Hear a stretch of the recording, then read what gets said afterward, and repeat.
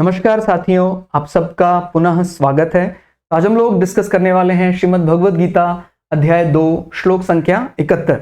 इससे पहले हम लोगों ने अध्याय 1 के सभी श्लोक अर्थ, अध्याय 2 के 70 श्लोकों का सरल हिंदी भाषा में अर्थ दोनों ही चैनल श्रद्धा एस्ट्रो ज्योतिष और सनत वाजपेयी यूट्यूब चैनल पर अपलोड कर दिए हैं। तो आप प्लेलिस्ट सेक्शन में जाएं, आपको भगवद गीता नाम से प्लेलिस्ट मिलेगी जहां आपको सारी वीडियो सीरियल ऑर्डर में मिलेंगी और आप उसको देख सकते हैं, चैनल को सब्सक्राइब कर सकते हैं। तो आज का श्लोक अर्थ भगवान श्री कृष्ण अर्जुन को समझाते हुए कहते हैं, जो पुरुष संपूर्ण कामनाओं को त्याग कर ममता रहित, अहंकार रहित और स्पृहा रहित, इसको हम आगे आपको समझाएंगे, हुआ विचरता है, वही शांति को प्राप्त होता है। अर्थात शांति उसी के लिए या शांत प्रवृत्ति हो जाता है।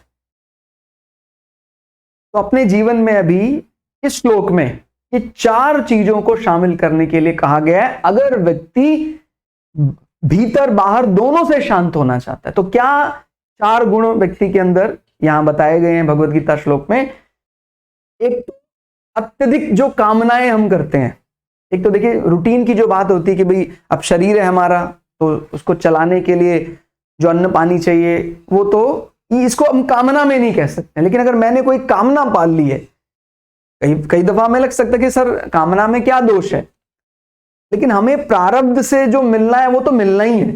लेकिन हम कामनाओं का जो बहुत बड़ा बोझ ले लेते हैं तो हमारी शांति भंग हो जाती है। तो इसको अभी समझना है कि हम उस लायक अभी नहीं हुए हैं। अगर हमें लगता है कि नहीं सर कामनाओं के बिना तो हम जी ही नहीं सकते हैं, तो सीधा यही मानना है कि अभी हम उस फर्स्ट क्लास मेंटेलिटी के लिए लायक नहीं हुए। मैं तो खुद कहता हूं, मैं तो फर्स्ट क्लास क्या थर्ड क्लास के भी नीचे हूं, बहुत नीचे मेरी मेंटेलिटी है, उतनी सोच अभी हमारी नहीं है।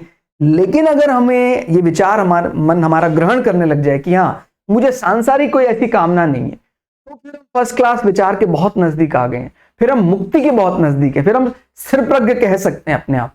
लेकिन अभी हमारा मन स्वीकार नहीं करेगा यदि हम इस भावना से अभी भी ग्रसित हैं कि नहीं कामना के बिना कैसे जी सकते हैं। आप किसी भी सांसारिक व्यक्ति से बात करेंगे वो आपको ये बोलेगा कि सर ये तो प्रैक्टिकल सोच है, मतलब उसको आज प्रैक्टिकल कहा जाता है। लेकिन आप यकीन करें, जब हम सच में बहुत ज्यादा प्रैक्टिकल हो जाते हैं, जब हम संसार को अच्छे से जान जाते हैं, तो फिर हम कामनाओं को त्यागने लग जाते हैं। ठीक हो गया। तो ये विचार समझना है। अतिरिक्त जो कामनाएं हमने की हैं, हमारा शरीर चल रहा है, उसको चलाने के लिए अन्न पानी चाहिए, वो ठीक है। लेकिन उसके अलावा जो हमने कामना रखी है कि मैं एक दिन विश्व को जीत लूंगा, एक दिन विश्व का सबसे बड़ा बिल्डर मैं बनूंगा, एक दिन विश्व का सबसे बड़ा प्रोग्रामर मैं बनूंगा। देखिए हम उसके लिए कार्य कर रहे हैं, अच्छे के लिए कार्य कर रहे हैं और पूरी शिद्दत के साथ लगे हुए हैं, ये अच्छा है। एक तो होता है वाक्य बोलना कि मैं भविष्य में एक बहुत बड़ा डॉक्टर बनना चाहता हूं, लेकिन उस विचार को लेकर अब पीड़ित हो जाना, उस विचार को लेकर बीमार हो जाना। उसने अटेम्प्ट किया, उसको डॉक्टर मिला, लेकिन उसको जो उसने सोचा था विश्व का सबसे बड़ा सर्जन, उसके लिए उसको नहीं मिला, तो उसको वो बेचैनी हो गई।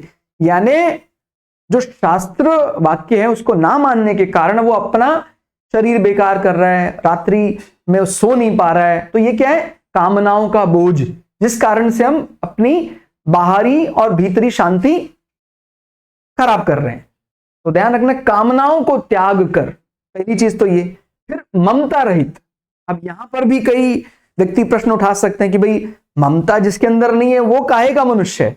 लेकिन हम प्रमाण के साथ बोल सकते हैं, यहां तो भगवद गीता प्रमाण है, इसको अच्छे से समझना है। देखिए मैं मेरे प्रति एक कर्तव्य दृष्टि से अपने संतानों का निर्वहन करता हूं, उनका पालन पोषण मेरा दायित्व है, करना चाहिए, जितना अच्छा उससे अच्छा करना चाहिए। लेकिन अगर कभी वो गलती करता है और उस गलती में अगर मैं एक जज की भूमिका में हूं और मेरा पड़ोसी उसके बच्चे भी इसमें शामिल हैं, तो अगर मेरे बच्चे ने गलती की है मैं उसको बिल्कुल दंड दूंगा। मेरी ममता या मेरा मोह उसमें आड़े नहीं आना चाहिए। और अगर मैं ऐसा नहीं कर सकता हूं तो फिर मैं मुक्ति के लिए मैं अभी उसके लिए उसके उस थ्रेशोल्ड को नहीं रीच कर पाया हूं, यानी मेरा मुक्त होने का कोई चांस नहीं है, मुझे तो इसी ट्रैप में फंसे रहना है।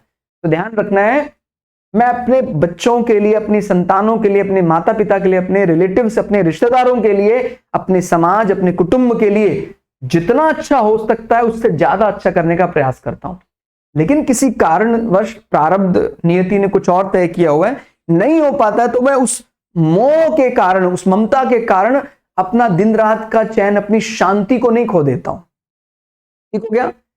हमने अपने बच्चों का अच्छा भला चाहा तो उनके लिए हमने बहुत बढ़िया प्रयास किया, उनके साथ लगे रहे, उनका कहीं ऐसी जगह सिलेक्शन हम जहां चाहते थे हमने प्रयास किया, नहीं हो पाया, उससे तीसरे नंबर के यूनिवर्सिटी में, कॉलेज में हुआ, तो हम कहते हैं ऐसा प्रारब्ध को मंजूर था। अगर हम कर्तव्य समझकर ऐसा कर रहे हैं कि ये तो ईश्वर का समर्पण हमारे लिए, तो फिर हमें कोई दोष नहीं लग रहा है। लेकिन अगर हम सिर्फ मेरा बच्चा है, ये मेरा, तो ये जो मोह है, हालांकि इसका जो उद्गम मेरा मेरा जहां ज्यादा होता है उसमें कहीं ना कहीं अहम आ जाता है। तो आपस में देखेंगे आप, आपस में इनका आपस में जुड़ाव है, लेकिन भगवान ने इसीलिए इसको थोड़ा खोल कर, एलोबरेट करके बताया है, ताकि हम कहीं ऐसा नहीं है कि अहंकार भगवान ने बोला, इसके अलावा चीज मोह तो बोली नहीं है भगवान ने, तो मोह तो रख सकते, इसलिए भगवान ने, हालांकि कारण कहीं ना कहीं मोह से अहम भी पैदा हो जाता है, मेरी संतान,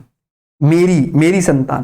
भाई हमें, अगर मेरा कर्तव्य तो संसार के लिए पूरे, जो विचारधारा जब आती है तो फिर उसमें हम अपना पराये का अंतर भूल जाते हैं, और अगर नहीं भूल पा रहे तो मान नहीं रहे हैं, अभी हम second class, third class mentality अभी हमारी है, अभी हमारी वो मेंटेलिटी नहीं आई जिसके कारण हम मुक्त हो सकते हैं। ठीक हो गया? तो मैं इसको स्वीकार कर रहा हूं अपने लिए, मैं कोई बहुत उच्च दर्जे का ज्ञानी व्यक्ति हूं, ये ज्ञान अभी शायद मेरे लिए नहीं बना है, लेकिन मैं बार बार प्रयास करता रहूंगा ताकि मैं उस ज्ञान के लायक हो सकूं, क्योंकि मैं जिंदगी भर इस ट्रैप में फंसा नहीं रह सकता हूं कि अब फिर मरूंगा, उसके बाद फिर जन्म लूंगा, फिर मरूंगा, फिर जन्म लूंगा। मैं ये इसके लिए थोड़ी बनाऊं, कोई टास्क को पूरा करने के लिए भेजा जाता है, उस टास्क में फंसने के लिए थोड़ी भेजा जाता है।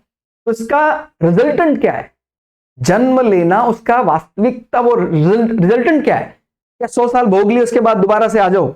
ये उसका रिजल्टेंट नहीं है। हमारा जन्म लेना तभी सार्थक है जब हम मुक्त हो जाते हैं, यानी ओवरऑल जो हमने काम हमको मिला था वो फिनिश हो गया। तो सांसारिक दृष्टि भी जो हम बोलते हैं कि भाई सांसारिक दृष्टि से भी ये व्यक्ति, इसकी बुद्धि सही जान पड़ती है, तो वो वही व्यक्ति सही माना जाएगा जो ये वाला विचार ले लेता है कि मैं कर्तव्य करता हूं, लेकिन मैं मोह या ममता ग्रस्त होकर कर्तव्य नहीं करता हूं। मेरा पुत्र है, मैं मानता हूं उसको, जितना हमसे हो सकता है स्नेह भी करता हूं, लेकिन सिर्फ मेरा पुत्र ही इसी कारण से उसको सारी छूट मिल जाए, ये फिर क्या है? मोह के कारण और कई दोष उत्पन्न हो रहे हैं। ठीक हो गया? मोह के कारण आपको पता है फिर लोभ उत्पन्न होता है, और फिर वो लोभ क्रिया पूरी नहीं होती तो फिर हमें और क्रोध भी आ सकता है। तो ध्यान रखना, हमें ममता रहित होकर इसको बड़े धनात्मक रूप में समझना है। एक मां है जो कहती है कि मैं अपने कर्तव्य का वहन करती हूं, मैं अपने बच्चों को हर वो चीज सिखाऊंगी, और एक मां कहती है कि मैं अपने बच्चों को हमेशा अपने शरीर से लगाए रखूंगी। दोनों में अंतर समझना है अपने को, गलती नहीं करनी है। अपने शरीर से लगाए रखूंगी और बाहर नहीं जाने दूंगी, तो इसमें दोनों में बड़ा अंतर है। एक मां कहती कि नहीं, इन बच्चों का भला होना चाहिए, एक अगर छोटी अल्प आयु में भी इनको कहीं बाहर जाना पड़े, सेटल होना पड़े, क्योंकि मेरा विषय नहीं है, बच्चों का भविष्य सुधरना चाहिए और सिर्फ मुझे सुख मिले, इस भावना के चलते हम अपने बच्चों का भविष्य नहीं माने बिगाड़ सकते हैं। तो इसमें बहुत बड़ा अंतर है। तो जहां भी मेरा बहुत ज्यादा ममता ग्रसित होकर हम अपने कर्तव्यों से पीछे हट जाते हैं, वो बुरी भावना कही गई है। तो दोनों में अंतर अपने को बहुत सूक्ष्म अंतर है, और हम कई बार इसमें गड़बड़ हो जाती है। हमें लगता है कि सर ये कैसे हो सकता है, मां तो सभी हृदय से प्यार करने वाली है, मां हृदय से प्रेम जरूर करती है, लेकिन जब कर्तव्यों की बात आती है तो मां यही कहती है कि अगर आपका भला है आपको गुरुकुल में, आपको कहीं छात्रावास में दूर जाकर भी, मुझसे दूर जाकर भी रहना है, मैं तुझसे प्रेम करती हूं, इसी कारण तेरा विरह भी मैं सह लूंगी। लेकिन अगर वो मां बोले कि नहीं नहीं, तुझे कहीं नहीं जाना है, तुझे मेरे साथ ही रहना है, आपको ये भी एक्सक्यूज दिया जा सकता है कि वैसा इंफ्रास्ट्रक्चर, वैसा अच्छा पढ़ाने वाले अगर शिक्षक यहां नहीं है तो फिर कैसे चलेगा। कहते उससे मुझे मतलब नहीं है, ये बालक, ये बच्चा मेरा है, मेरे साथ ही रहना चाहिए, चाहे पढ़े या ना पढ़े। ये जो विचार आता है, इसका मतलब हम किसको ज्यादा प्रायोरिटी पर रख रहे हैं? अहम, मैं, मेरा बच्चा। और देखो विचार आता है कि नहीं, ये मेरा बच्चा है, इसका हित होना चाहिए, मेरे हित को हम प्रायोरिटी पर नहीं रख रहे हैं, इसका हित होना चाहिए। अगर उसके हित के लिए हमें ममता को दरकिनार भी करना पड़े तो ये बहुत श्रेष्ठ विचार होगा, और यही व्यक्ति अंततोगत्वा मुक्ति मार्ग पर प्रशस्त होगा। ठीक हो गया। और फिर आगे अहंकार रहित। आपको पता है ये बहुत बड़ा दोष है, हालांकि ये अहंकार के कारण ही कामना और ममता ज्यादा आती है, लेकिन भगवान श्री कृष्ण ने या भगवत गीता ने हमें हर उस विषय को खोल कर बताया है, ताकि जैसे मेरी बुद्धि, मैं तो बहुत छोटी बुद्धि का हूं तो जल्दी विचार घुसता नहीं है दिमाग में मेरे, तो जो दूसरे और विचार भी जुड़े हैं अहंकार के साथ साथ, मैं उनमें कोई मैं अंतर आसानी से कर सकूं। ऐसा नहीं है भगवत गीता ने खाली अहम की बात कर दी या मैं की बात कर दी तो फिर मैं दूसरे विषयों को अलग समझ लूं। उत्पन्न सभी मैं से हो रहे हैं। अगर मेरे अंदर मैं भावना बहुत ज्यादा है, मैं किसी भी व्यक्ति में, मेरा धर्म ही सर्वश्रेष्ठ है। देखिए मेरा धर्म श्रेष्ठ है, लेकिन दूसरे का धर्म भी श्रेष्ठ है। उसी का धर्म यानी मेरा जो मैंने कर्तव्य मैंने ग्रहण किया है, मेरा कर्तव्य मुझे ईश्वर से मिला सकता है, उसका कर्तव्य अगर वो शुचिता रखता है अपने कर्तव्य में, उसका कर्तव्य भी उसको ब्रह्म से मिला सकता है। लेकिन अगर मैं सिर्फ अपने धर्म को दूसरों पर मैं थोपने लग जाऊं, हावी होने लग जाऊं, तो फिर ये तो उसका भला हो ना हो, मेरा तो कभी नहीं हो सकता। इसलिए अपने धर्म को, अपनी पूजा पद्धति को श्रेष्ठ मानना सही है, लेकिन दूसरे की पूजा पद्धति को निष्कृष्ट मानना, कमजोर मानना, उसकी अवहेलना करना, तिरस्कार करना, वो ठीक नहीं है। ठीक हो गया। तो ये ध्यान रखना है, मोक्ष पर किसी क्षेत्र विशेष का एकाधिकार नहीं है, कॉपीराइट नहीं है। ठीक है। कॉपीराइट सोसाइटी में तो अगर ये होता तो फिर पता नहीं क्या हो जाता कि भाई ये मेरा कॉपीराइट है। लेकिन मोक्ष पर किसी भी क्षेत्र, विश्व में कहीं भी कोई व्यक्ति रहता है, किसी भी पूजा पद्धति को मानता है, हृदय से अगर वो ईश्वर परब्रह्म को पुकारता है, यकीन माने वो उस ईश्वर का है। चाहे उसको प्रोटोकॉल जो कठिन है, वो तो भगवत गीता के 18वें श्लोक, 18वें अध्याय में जब आएंगे तो हमें ये बात समझ में आ जाएगी कि जितने नियम बताए गए, भगवान श्री कृष्ण बाद में कह देंगे कि भाई अगर आप कुछ भी नहीं मानते, आप मेरे शरणागत भी आ जाते हैं, तभी भी मैं आपको स्वीकार कर लूंगा। आपको वो मुक्ति, जो कठिन कठिन टेक्निकल प्रोसेस जो है, उसके तकनीकी विषय हैं, जो वेद में कई ऐसे विषय बताए बहुत कठिन है, वो उसको जो फॉलो करके प्राप्त नहीं किया जा सकता है, वो मैं सहजता से दे देता हूं, अगर मेरे प्रति आपका समर्पण सच्चा होता है। तो ये भी एक बहुत बड़ा बल है जो ईश्वर के प्रति हमारा, जो जिसको आज कई दफा प्रेम को हम गलत समझ लेते हैं। प्रेम खाली ये नहीं कि लौकिक शरीर का जो प्रेम, वो प्रेम नहीं कहलाता है। ध्यान रखना है, मेरा प्रकृति के प्रति मेरी वफादारी, ये जो प्रेम है, कभी प्रकृति के लिए आप बैठकर कुछ समय रोए हो, ईश्वर को प्राप्त करने के लिए रोए हो, हमारा शरीर, इसका जो शरीरी है, इसको जानने के लिए रोए हो, कभी सच्चे ज्ञान के लिए, कभी सत्व ज्ञान के लिए रोए हैं, इसका मतलब आप उस प्रकृति से प्रेम करते हैं। और केवल शरीर के लिए रोना, क्या रोना है, शरीर तो जाना ही है, वो तो हमें पता ही है कि जो शरीर पैदा हुआ उसका जाना निश्चित है। ठीक हो गया। तो हमें ये बात ध्यान रखनी है कि जो सर्वश्रेष्ठ प्रेम है वो केवल शरीर से जुड़ा हुआ नहीं है। ठीक हो गया। तो ये प्रेम केवल शरीर से प्रेम, तो उस कैटेगरी के हिसाब से लो माना जाए। और जब हमारा प्रेम सार्वभौम्य हो जाता है, सबसे, पूरी प्रकृति मेरे लिए प्रेम है, कोई एक शरीर तक मेरा प्रेम सीमित नहीं है, हर, और ऐसा ही है, अभी मेरी बुद्धि उसको ग्रहण नहीं कर रही है तो वो मेरा दोष है कि मैं विभेद देख रहा हूं। लेकिन जब एक भावना दिखेगी, जब अद्वैत वाली भावना आ जाएगी, वही ब्रह्म परमात्मा है, तो फिर मैं मुक्त हो जाऊंगा। तो त्याग कर अपने कामनाओं से रहित होना है, ममता रहित अपने को समझ में आया। अहंकार जो बार बार मैं, मेरा मेरा, ये जिसके अंदर बहुत है, दंभ, वो व्यक्ति मुक्ति का अधिकारी अभी तो नहीं है, आगे चलकर हो सकता है। इसलिए अपने पूजा पद्धति, अपना धर्म, अपना क्षेत्र, उस पर हमें स्वाभिमान होना चाहिए, लेकिन सिर्फ मैं ही सर्वश्रेष्ठ हूं उसका अहंकार नहीं होना चाहिए। अगर ऐसा होता है तो आप मुक्ति को प्राप्त नहीं हो सकते। ठीक हो गया। और यहां पर ये एक विशेष बात समझने को कही गई है, प्रहरहित। प्रहरहित क्या है, ये थोड़ा सा कठिन है अभी, कि हम जो कामनाओं की बात कर रहे थे वो तो ठीक है, कामनाओं को तो हमें छोड़ना चाहिए, लेकिन एक ऐसा भी लेवल आ जाता है जब हमें जो दैनिक रूटीन की चीजें हैं, जो हमारा, जैसे अब शरीर को रखने के लिए भोजन तो चाहिए, तो जो रूटीन की चीजें हैं उन चीजों से भी व्यक्ति रहित हो जाए कि मुझे उसे, तो ये स्पृहा रहित अगर व्यक्ति हो जाता है, मतलब उसको कल, आज अनाज हमारे पास मिल गया, कल अनाज मिलेगा कि नहीं मिलेगा इस चिंता में नहीं है। एक तो कामना होती है, कामना माने मुझे विश्व का राजा बनना है, ये तो बहुत बड़ी कामना है। तो कामना और स्पृहा में थोड़ा अंतर है। जो हमें शरीर को चलाने के लिए मौलिक चीजें की आवश्यकता है, रोटी कपड़ा मकान, बेसिक नीड्स जो हैं, बेसिक, जो उसके लिए भी कोई विचार नहीं करता है, ज्यादा कर्तव्य करता है। ये बात ध्यान रखनी है, इनमें से किसी भी जगह पर कर्तव्य की छूट नहीं है। माने कर्म ना करने के लिए नहीं कहा गया है, कर्म आपको बराबर करना है, उतने अनुशासन से करना है, लेकिन उसका फल मुझे ही मिल जाए, ये बहुत बड़ा अंतर है।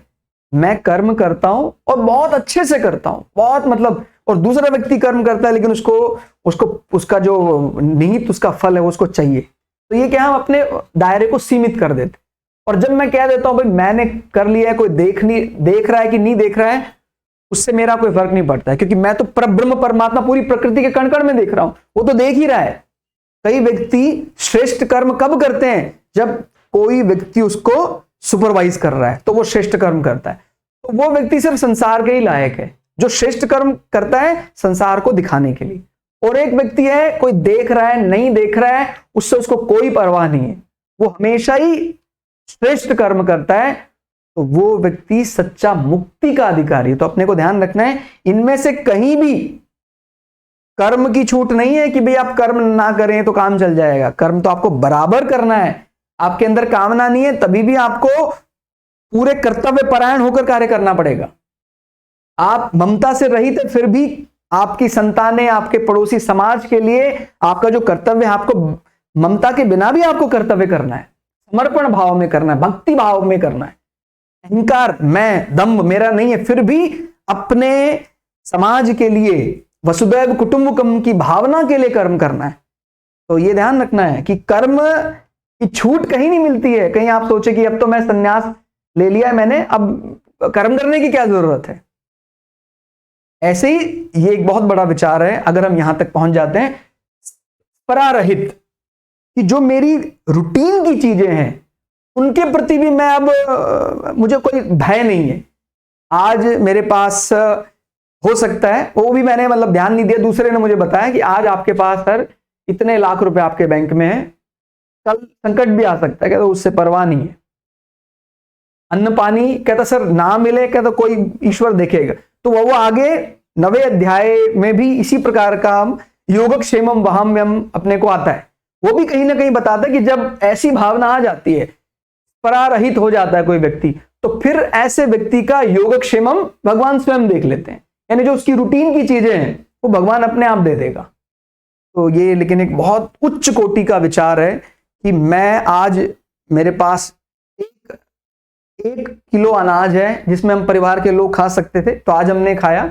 अब कई लोग कल की टेंशन में वो कह रहे कि ठीक है कर्तव्य मैं कल पूरा करूंगा, लेकिन उसके विचार से मैं आज अपनी निद्रा खराब कर दूं, मेरा ऐसा सोच नहीं है। मैं बहुत बढ़िया ढंग से कल कर्म करूंगा, और अगर ईश्वर ने मेरे प्रारब्ध में ऐसा लिखा हुआ है तो मुझे मिलना ही है वो, लेकिन मैं कर्तव्य में बिल्कुल कोताही नहीं बरतूंगा। ये ध्यान रखना है। भाग्य पर या प्रारब्ध पर विश्वास करना कोई बुरी बात नहीं है, लेकिन कर्म ना करके सिर्फ प्रारब्ध पर विचार करना यह बुरी बात है। अब इसमें एक कंफ्लिक्ट आता है कि सर जब प्रारब्ध में है तो कर्म काहे का करना। अरे ये भी तो समझ लो, प्रारब्ध क्या होता है? प्रारब्ध यानी कर्म फल। तो जब आज कर्म ही नहीं कर रहे हैं तो जो कर्म फल आगे कुछ हमें डिलीवर करने वाला था वो नहीं मिलेगा। तो इसलिए ध्यान रखना है कि प्रारब्ध यानी कर्म का फल। आज किया है हमें, वो डिलीवर आज की आज कर दे, 2 दिन बाद करे, 100 दिन बाद करे, 2 साल के बाद करे, वो तो ईश्वरी प्रक्रिया है। उसमें इतना ज्ञान अभी हमें नहीं है कि वो उस नियम को, उस सिद्धांत को समझ सके। लेकिन ये हमें ध्यान रखना है, प्रारब्ध तभी बनेगा, कर्म फल तभी बनेगा जब कर्म होगा। तो जब कर्म ही नहीं होगा तो फिर कर्म फल कैसे बनेगा?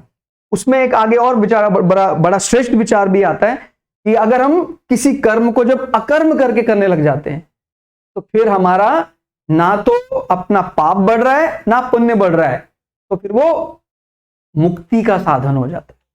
ठीक हो गया? तो वो भी हम आगे, तो भगवत गीता जैसा श्रेष्ठ ज्ञान अपने को मिल जाए तो सिर्फ फिर और किसी शास्त्र की आवश्यकता नहीं है। अगर भगवत गीता को अच्छे से धारण कर लिया जाए, ये सारे विचारों का अर्थ हम अपनी बोलचाल की भाषा में अगर उसको ग्रहण कर पाए तो यकीन मानिए ये एक ही जन्म काफी है अपना मुक्ति के लिए। एक ही जन्म काफी है। हमारा जो सही में हमारा हित हो सकता है तो वो भगवत गीता कर सकती है। बहुत ही सीमित श्लोकों में पूरा वैदिक ज्ञान हमें प्रदान करती है। ठीक हो गया? तो स्परा रहित हमें समझ में आ गया कि रूटीन के जो चीजें हैं, रोटी कपड़ा मकान कल कहां रहेंगे, कहते वो ईश्वर व्यवस्था करेगा, हम कर्तव्य करेंगे, कल भी उतने ही शिद्दत से कर्तव्य करेंगे। तो ये वाली जो विचार है बहुत, जो जैसे कई दफा परमहंसों में देखने में आता है, कोई बहुत उच्च कोटि के ज्ञानी है, कहते हैं आप यहाँ बैठे हैं ये आपके लिए श्रेष्ठ नहीं है, या ये कल जगह नहीं रहेगी तो कोई बात नहीं, हम तो अपना कर्म करेंगे, कल उससे भी अच्छा कर्म करेंगे, मिल गया तो ठीक, नहीं मिल गया तो ईश्वर की हरी इच्छा ऐसे ही है। तो लेकिन इसमें एक ध्यान रखना है कि जब कोई ईश्वर का ऐसा समर्पण पैदा करता है वो तो कभी उसको तो कमी सता ही नहीं सकती किसी विषय वस्तु की। उसको तो उल्टा वस्तुएं खुद लालायित रहती हैं कि ऐसा श्रेष्ठ व्यक्ति हमारा उपभोग करे। प्रकृति उसके चरणों में गिर जाती है। इसको बोलते हैं ना, इसको तो सिद्धि प्राप्त है, वो तो सिद्धियों को भी ठोकर मार देता है। तो जब कोई ऐसी विचारधारा आ गई, कामना रहित हो गया, ममता रहित हो गया, अहंकार रहित हो गया, स्परा रहित हो गया, तो ऐसे व्यक्ति को क्या लगता है आपको कि कोई कमी हो सकती है? वो तो नहीं चाह रहा है तो भी उसके पीछे भाग भाग कर सारी लक्ष्मी आ रही है और व्यक्ति क्या ठोकर मार देता है, जाओ मेरी जरूरत की चीजें हैं, जब तक मुझे संसार में रहना है उनका मैं उपभोग करूंगा, बाकी मैं किसी उपभोग में आसक्त नहीं होने वाला हूं। तो ऐसा व्यक्ति शांति को प्राप्त करता है, परम शांति को प्राप्त करता है। और अगर ऐसी विचारधारा में आ जाती है तो फिर हमें कोई सालों साल नहीं लगते हैं कि हमें फिर कई वर्षों तक धरती में रहना पड़ेगा तभी मुक्ति मिलेगी। ऐसा ये विचार आता है ना, मुक्ति कितने दिवस में मिल सकती है, कितने सालों में मिल सकती है, मुक्ति तो एक क्षण में मिल सकती है। लेकिन हमारा ये विचार अगर पूरी तरह सात्विक हो जाए तो, लेकिन ये बहुत कठिन काम है। आज इसी क्षण आप मुक्ति को प्राप्त कर सकते हैं। मेरे मन में, मैं हृदय से कहता हूं, मैं अपने आत्मा के अलावा मैं किसी के कोई मेरा कामना नहीं। आत्मा माने परमात्मा, ईश्वर। जैसे बोलते हैं हमारे इंद्रिय विषय से क्या श्रेष्ठ है, माने इंद्रियों से क्या श्रेष्ठ है, इंद्रिय के विषय, उससे क्या श्रेष्ठ है, मन, मन से श्रेष्ठ क्या है, बुद्धि, और बुद्धि से श्रेष्ठ क्या है, हमारा आत्मा। आत्मा मीन्स परमात्मा। तो जब हमारा सारा समर्पण आत्मा के लिए हो जाता है, क्योंकि आत्मा तो कोई लौकिक विषय है नहीं, तो फिर कामना अपने आप ही समाप्त हो जाएंगी, ममता रहित हो जाएगा व्यक्ति। संसारिक जो भी शरीर के प्रति ममता, वस्तु के प्रति ममता खत्म, क्योंकि वो सांसारिक विषय, आत्मा सांसारिक विषय तो नहीं है। फिर अहंकार रहित हो जाएगा, क्योंकि आत्मा मैं की बात नहीं करता है, आत्मा तो है की बात करता है। वो तो है, सर्वदा है, उसको हमें जानना है। और फिर स्परा रहित भी अपने आप हो जाएगा, क्योंकि जब मैं की बात ही नहीं कर रहा हूं, वो तो है, तो फिर मेरे लिए क्या मुझे रोटी कपड़ा मकान की चिंता करनी है, वो तो है ही ना, सर्वदा से है वो। तो जब ऐसा विचार प्रकट होता है तो व्यक्ति उसी क्षण, इसमें कोई 2 दिन, 2 महीना, 2 वर्ष, 100 वर्ष नहीं लगने वाले हैं, उसी क्षण व्यक्ति मुक्ति का अधिकारी हो जाता है। ये संवाद महाभारत में भी हम पढ़ सकते हैं, जो सनत कुमार धृतराष्ट्र संवाद के नाम से जाना जाता है। यानी जब विदुर जी से प्रार्थना की थी धृतराष्ट्र ने कि मैं संसार का ये मुक्ति विषय समझना चाहता हूं, विदुर जी ने आवाहन किया था सनक सनंदन सनत कुमार जी को, और उन्होंने फिर उनको बताया कि मुक्ति उसी क्षण प्राप्त हो सकती है, उसके लिए कोई बहुत वर्षों तक तपस्या की जरूरत नहीं है, लेकिन हमारा विचार जितना प्रबल है, जितना शुद्ध है, उसी पर निर्भर करता है। तो ठीक है, हम अपने आप को अगर थोड़ा कमजोर भी मान लेते कि अभी हम उतने ज्यादा, लेकिन फिर भी हम बार बार अभ्यास करेंगे, और अभ्यास करते करते करते करते एक दिन तो हम इस परम पद को प्राप्त कर लेंगे। तो आज के लिए इतना ही। श्लोक अर्थ आपको कैसा लगा कमेंट करके जरूर बताइएगा। मिलते हैं अगली क्लास में, तब तक के लिए जय श्री भगु पराशरा, जय श्री शुक्राचार्य, नमस्कार।